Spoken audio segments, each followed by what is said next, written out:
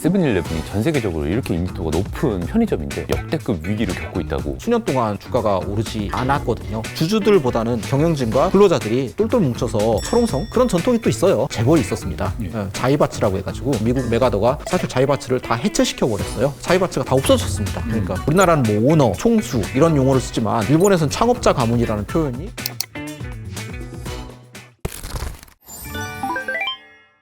요즘에 일본 여행 많이 가잖아요. 일본 어느 지역에 가든 꼭 가는 곳 중에 하나가 편의점인데 음식이나 제품도 좋아서 또 가격 대비 만족도도 높고요.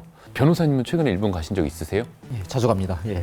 편의점 가면 뭐 사세요? 많이 삽니다. 그냥 뭐 다양한 물품들을 많이 사고요. 매대를 막 쓸어오시고 막 그러는 거 아니에요? 그렇죠. 예를 들어서 여기서부터 여기까지는 내가 그냥 다 사고 싶은데 일본인들도 손님으로 와서 좀 당황할 수도 있잖아요. 그래서 그렇게 하면 안 되겠다. 전반적으로 골고루 사야 되겠다라는 생각을 가지고 골고루 사고요. 뭐 요즘 많이 유행하는 걸로 저지 푸딩이라고 아시나요? 저지 푸딩. 그 오하이오라는 회사에서 나온 저지 푸딩이라고 영국에 있는 저지 섬에서 나오는 우유로 만든 푸딩인데 일본 가면은 반드시 맵기 되도록이면 먹으려고 맵기 먹을 때? 노력을 합니다. 그 정도로.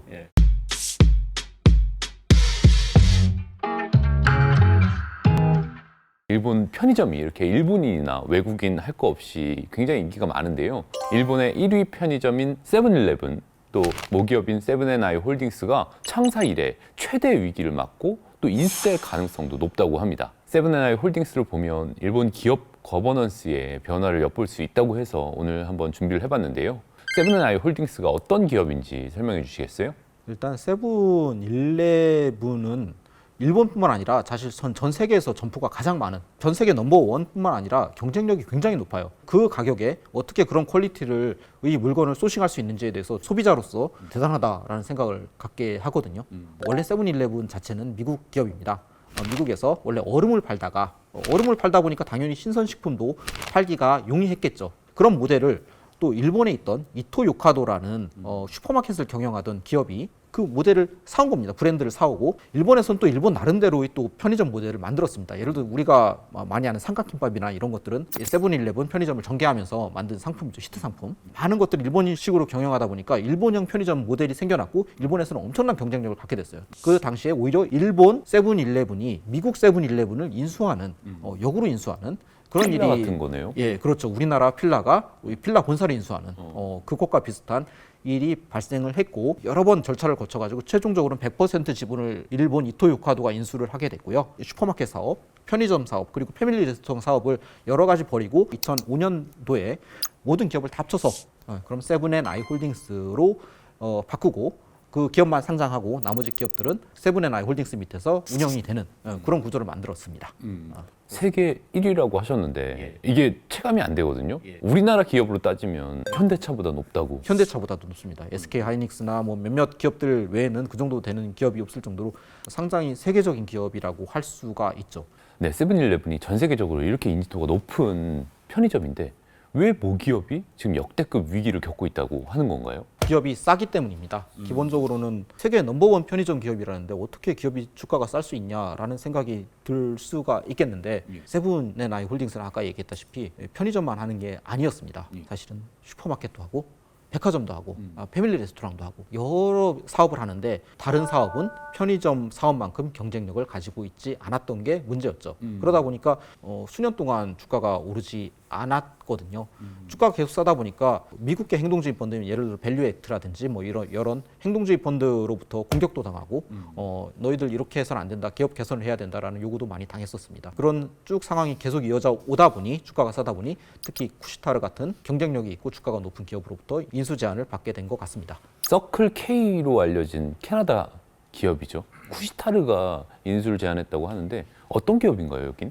캐나다와 북미에서 편의점 사업을 하는 기업입니다. 주로는 아까 말씀하셨던 그 서클K라는 브랜드를 가지고 편의점 사업을 하고 있고요. 주유소 등에 많이 들어가 있다고 합니다. 세븐앤아이 홀딩스를 인수를 하면은 신선식품이라든지 일본식 여러 가지 시스템들을 도입을 해서 시너지를 낼 수 있기 때문에 자기들이 더 경영을 잘할 수 있다라고 생각을 하고 한 거고요. 특히 쿠시탈은 주주 중심적으로 경영을 하고 있기 때문인지는 모르겠습니다만은 굉장히 높은 주가 상승을 이루었던 기업입니다. 쿠시타르에서 제안한 인수 조건도 공개가 됐었나요? 현재 알려진 바로 바로는 주가는 주당 18.19달러. 현재 환율로는 약 2,600엔 정도 된다고 합니다. 근데 주가는 지금 2,000엔을 살짝 넘어서는 수준이거든요.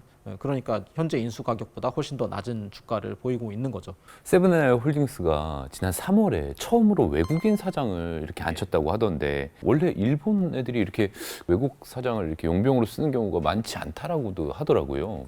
주주 입장에서는 어떻겠습니까? 외국에서 캐나다 쿠시타라는 기업에서 높은 가격에 인수 제안이 들어왔어요. 지금 주가는 그것보다 낮습니다. 그러면은 인수 제안을 받아들이는 게 맞겠습니까? 아니면 기존 경영진에게 계속 경영하는 게 맞겠다고 생각을 하겠습니까? 적어도 그 인수 제안한 가격보다 더 높은 주가를 만들어 줘야지 투자자들이 만족할 수 있는 거 아니겠습니까? 주주들이 만족할 수 있는 거잖아요. 근데 현재는 굉장히 어려운 상황이고 그것들을 변화하려고 노력은 하고 있지만은 그 변화가 잘 먹혀 들어가지 않고 있는 상황이다 보니까 기존 경영자가 아니라 새로운 얼굴. 물론 이제 그분도 사실은 사회 이사를 하던 분이기는 해요. 그래도 외국인 을 통해서 뭔가 변화하는 모습을 보여주고 우리도 많이 바뀔 수 있다, 또 주가도 올릴 수 있다 이런 모습을 투자자들에게 보여주고 설득을 하려고 그렇게 한 것 같습니다. 그런데 이 인수 제안이 알려진 게 세븐앤아이 홀딩스의 경영진이 스스로 공개를 했다고 하던데 그게 왜 그런 건가요? 우리나라에 그런 경우 있는 것 같습니까? 잘 없겠죠. 기업 지배주주가 팔려고 하지도 않을 거고 당연히 또 그런 거를 공개하지도 않을 거예요. 심지어는 세븐앤아이 홀딩스에 대해서도 과거에도 인수 제안이 있었다고 해요. 2020년 경에 바로 이 쿠시타르가 인수 제안을 했다는 설이 있습니다. 그럼에도 불구하고 당시는 공개를 하지 않았거든요. 근데 지금은 왜 공개를 했느냐? 라고 하면은 그 사이에 일본의 구조개혁, 거버넌스의 개혁이 있기 때문입니다. 아베 정부가 들어서고 나서 계속 구조개혁을 해나가면서 여러 가지 매뉴얼 비슷한 것들을 많이 만들었어요. 근데 그 중에서 재미있는 코드가 2023년에 만든 기업 인수에 관한 행동지침이라고 해서 가이드라인이죠, 일종의. 뭐 그것도 매뉴얼이라고 할 수 있는데 그 매뉴얼을 경제산업성이 만들어서 배포를 했고요. 현 경영진과 현 경영진으로부터 독립적인 사람들로 해서 독립위원회를 만들어서 그걸 검토를 하고 또 그것들을 주주들에게 투명하게 공개를 해야 된다라고 하는 게 그 가이드라인에 있는 내용입니다. 그러다 보니까 그 가이드라인대로 공개를 하게 된 것이죠. 근데 일본에서 이렇게 코스피 5위 정도 되는 큰 기업이 외국계 기업에 인수되는 걸 걱정하는 이유가 또 따로 있다고요? 예, 맞습니다. 사실 일본은 어떻게 보면 종신 고용을 하고 있는 나라고 지금도 종신 고용의 전통이 이어지고 있는 나라고요. 사실 경영진도 취업한 사람이 쭉 승진해서 올라간 사람이 경영진을 하는 그런 구조를 가지고 있습니다. 그러니까 외부 주주로부터 간섭 없이 경영진도 직원들이 하고 직원들이 또 종신 고용을 하고 주주들보다는 경영진과 근로자들이 똘똘 뭉쳐서 자기들만의 그냥 뭐 어떻게 보면 철옹성 그런 전통이 또 있어요. 뭐 지배주주가 없는 나라다 보니까 특히 더 그런 성향이 있습니다. 근데 이게 만약에 인수되면은 여러 가지 개혁들을 해야 되지 않겠습니까? 그래서 더 걱정을 하는 것 같습니다. 원래는 우리나라와 마찬가지로 일본은 재벌이 있었습니다. 재벌이 자이바츠라고 해가지고 거기서 온 말이잖아요. 그러니까 일본의 자이바츠에서 온 말이 재벌이라고. 그렇죠, 그렇죠. 근데 원래는 미쓰이, 스미토모 아니면 미쓰비시 이런 거대 재벌들이 있었고 2차 세계대전 전에는 이 거대 재벌들이 어마어마하게 많은 기업들을 지배하고 경영을 하고 있었어요. 우리나라랑 지금 똑같습니다, 사실은. 근데 이제 2차 세계대전 이후에 이 기업들이 대부분 전범 기업이잖아요. 전범 기업이죠. 사실 군산 복합체로서 군국주의 협력을 하다 보니 어떻게 보면 군국주의를 추종하기도 하고 군국주의를 오히려 더 유발하기도 하고 더 유도하기도 하고 그런 행위를 하다 보니 이거는 없애야 되겠다라고 생각을 하고 미국 메가더가 사실 자이바츠를 다 해체시켜 버렸어요. 그냥 주식을 아예 그냥 강제 매각하도록 하기도 하고 해서 자이바츠가 다 없어졌습니다. 그러니까 자이바츠가 다 없어진 다음에 그러면 완전히 뭐 분산형 소유 구조로 완전히 그러면은 주주들 중심으로 이루어졌냐 하면은 그렇지는 또 않습니다. 대신 자이바츠가 다 없어진 다음에는 서로 기업들 사이에 서로 주식을 소유를 해요. 근데 나는 뭐 너의 주식을 갖고 너는 나의 주식을 갖고 그러니까 그걸 뭐라고 하냐면은 정책 보유주라고 해요. 내가 가지고 있는 다른 사람의 주식은 정책 보유주라고 하고 그냥 우리말로 따지면 상호주입니다. 서로 A 기업이 B 기업의 주식을 갖고 B 기업은 A 기업의 주식을 갖고 그런 기업들이 A, B, C, D, E 기업이 있으면은 그 기업들은 서로 상호주 보유하는 것들이 굉장히 많아지겠죠. 예, 5개 기업이 5%씩 보유하면 나머지 4기업이 5%씩 보유해서 20%의 상호주가 만들어지는 겁니다. 상호주 보유하는 기업 수가 많아지면 많아질수록 내가 너 경영권 지켜줄게, 너는 나 경영권 지켜줘 하는 기업들이 엄청나게 많아지고 경영진은 외부 견제를 안 받고 자기들이 그냥 계속해서 경영권을 행사할 수 있고 또 그런 간섭을 안 받고 또 근로자들은 계속해서 또 종신 고용을 하다 보니까 어떻게 보면 일본에서는 구조 개혁이 늦게 일어난 측면이 있어요. 물론 이제 그게 어떤 때는 유효하고 통했습니다. 단기적인 목소리를 좀 듣지 않고 좀 장기적인 관점에서 기업을 경영할 수 있다는 장점이 있어요. 사실 장점이 있으니까 이게 사실 살아남고 이 일본 사회에서 인정을 받은 거거든요. 그러니까 사실 어떻게 보면 일본이 세계 넘버원의 경제 대국이 된 거기도 하잖아요. 굉장히 효율적인 구조를 만들어 왔던 것도 맞는데 대신 현재는 3차 산업혁명이 일어나고 여러 가지 디지털 전환을 하다 보니까 큰 변혁을 이루어야 될 시기에는 오히려 그런 것들이 장애물이 돼서 변화를 막고 있기도 한 거예요. 지금도 보면은 세븐앤아이 홀딩스도 원래는 진작에 없어졌어야 될 어떻게 구조조정됐어야 될 백화점 부분이라든지 슈퍼마켓 부분이라든지 이런 것들이 그대로 남아 있잖아요. 효율적인 관점에서 보면은 원래는 없어져야 될 것이지만은 일본에서는 그런 것들을 할 수가 잘 없는 구조가 형성이 된 겁니다. 그러다 보니까 주가도 오르지 않고 또 성장도 나오지 않고 어려워지고 또 잃어버린 20년도 생기고 30년도 생기고 하다 보니 어떻게든 바뀌어야 되겠다라는 노력이 아베 정부서부터 있었고요.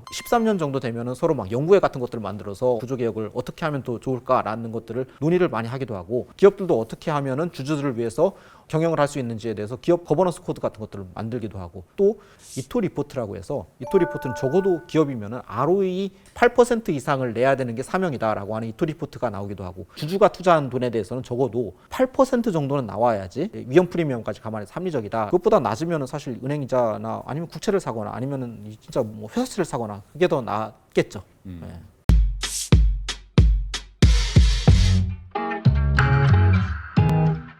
이런 상황에서 세븐앤아이 홀딩스 경영진은 외부와 어떤 이런 주주의 압박들을 어떻게 지금 차단을 하고 있는 건가요? 사회이사를 중심으로 해서 독립위원회를 만들어서 그 인수 제안에 대해서 심도 있게 검토를 했습니다. 검토를 하고 다만 이제 기존 경영진이 경영하는 게 더 낫다라는 입장으로 인수 제안을 거절한 건 있고요. 다만 이제 쿠시타로도 그냥 물러서는 게 아니라 여전히 인수 제안은 계속 유효하고 오히려 더 한 차례 인수 가격을 더 높이기도 했어요. 그 와중에 그러면은 차라리 기존 창업자 가문, 이토 가문이 돈을 모아서 아예 기업을 비상장화시키는 건 어떨까라고 생각을 해서 비상장화를 위한 노력을 기울이기도 했습니다. 사실 우리나라 같은 데 이게 만약 인수 제안이 들어왔으면 아마 밝혀지지도 않았을 거고 경영권 방어를 하더라도 회사 돈으로 방어를 합니다. 근데 여기는 경영권 방어를 하려고 한 이토 가문조차도 워낙 큰 M&A니까 방어하려면 진짜 많은 자금 필요했겠죠. 그 금융권으로부터 최대한 자기 리스크를 안고 자금을 조달받아서 그걸 방어하려고 노력을 했습니다. 사실은. 그 창업주 가문이 이 경영권 방어에 실패를 하고 나서 물러났잖아요. 그 이유는 뭔가요? 우리나라는 창업자 가문이 그대로 경영을 하는 게 어떻게 보면 당연하게 여겨지기도 하지만은 일본은 꼭 그렇지 않습니다. 창업자 가문은 주주로서 남는 거고 경영진은 경영진대로 따로 있는 겁니다. 전문 경영진이 계속 있는 거고요. 어떻게 보면 우리나라랑 문화가 다르죠. 뭐 용어 자체도 다르지 않습니까? 우리나라는 뭐 오너 혹은 뭐 총수 이런 용어를 쓰지만 일본에서는 창업자 가문이라는 표현이 일반적이기도 합니다. 창업을 했을 뿐 현재 그냥 일반적인 주주 여러 주주와 그냥 같은 지위에 있는 거죠. 어떻게 보면은. 엄밀히 따지면 이 오너라는 용어도 좀 생각을 해봐야 된다라고 하시던데. 예, 말이 안 되는 거죠. 오너는 전체 주주가 다 오너인 거잖아요. 내가 주식 사면 바로 오너가 되는 겁니다. 그 기업이 적어도 일부분이긴 하지만. 근데 이제 워낙 무비판적으로 당연히 뭐 오너라고 생각을 하니까 2세 승계하고 3세 승계하고 심지어는 막 여러 가지 뭐 오너 리스크를 일으키면서 무리를 일으키면서도 승계하는 게 뭐 당연하다라고 생각을 할 수 있는데 그건 아니고 그냥 뭐 창업자 가문이라는 표현이 굉장히 좋은 것 같습니다. 주식을 갖고 있으면 오너라는 거죠. 예, 주식회사도 비공개 회사면은 내가 뭐 100% 소유한 비공개 회사면 내가 오너라고 할 수 있죠. 근데 공개 회사면은 주식을 누구나 살 수 있게 내놓은 거잖아요. 누구나 지금도 살 수 있고 그리고 거기에서 내가 가지고 있는 지분은 지배주주가 가지고 있는 지분은 뭐 물론 이제 경우에 따라서 많은 지분을 가지고 있는 분도 있지만은 적은데 내가 일부 소유권자가 될 수 있는 건데도 불구하고 오너라는 표현을 쓰는 거는 적당하지 않죠. 궁금한 게 이런 일들이 일본에서는 좀 자주 있는 일인가요? 전에도 이런 일이 있었나요? 일본에서 사실 자주는 없죠. 일본에서 자주 없는 게 아까 말씀드렸다시피 상호주 보유를 통해서 외부 주주로부터의 목소리를 차단했기 때문에 그런 거고요.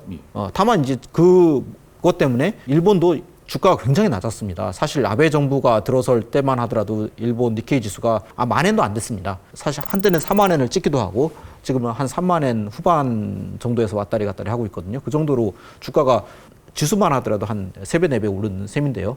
주가가 그렇게 낮기도 하고 그런 거는 경영진이 어떻게 보면 철옹성을 쌓고 자기들 입맛에 맞는 경영을 했기 때문에 발생한 일이거든요. 근데 그런 것들을 깨부수기 위한 게 사실 거버넌스 개혁이었고 여러 가지 아베 2차 내각이 들어서면서부터 한 행동이었습니다. 변호사님 보시기에는 우리나라도 이런 길을 지금 가야 된다고 보시는 거예요? 그렇죠. 주주 중심으로 가야죠. 아니 왜 주주가 주당 2,600엔을 받을 수 있음에도 불구하고 2,200엔에 머물러 있어야 되느냐. 왜 주주가 손해를 봐야 되느냐라는 점에 대해서는 한번 생각을 해봐야죠. 내 돈을 가지고 투자한 거잖아요. 물론 이제 형 경영진이 너무 잘해서 나중에 더 많은 리턴을 받을 수 있다라고 생각을 해서 그렇게 할 수도 있겠지만은 그렇지 않고서는 정당화되기 어렵죠, 사실은.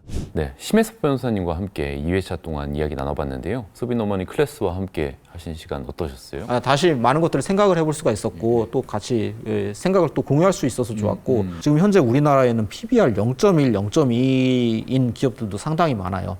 예를 들어서 기업의 자산, 뭐 현금이나 부동산 아니면 기계장치, 공장 이런 것들을 그냥 현재가로 그냥 팔기만 해도 10,000원을 받을 수가 있는데 주가는 1,000원, 2,000원인 기업도 굉장히 많습니다. 이런 기업은 누가 인수를 해서 팔기만 해도 바로 그만큼의 차익을 얻을 수가 있는 상황임에도 불구하고 실제로 그렇게 거래가 되고 있고 그게 코리아 디스카운트의 문제점이기도 해요.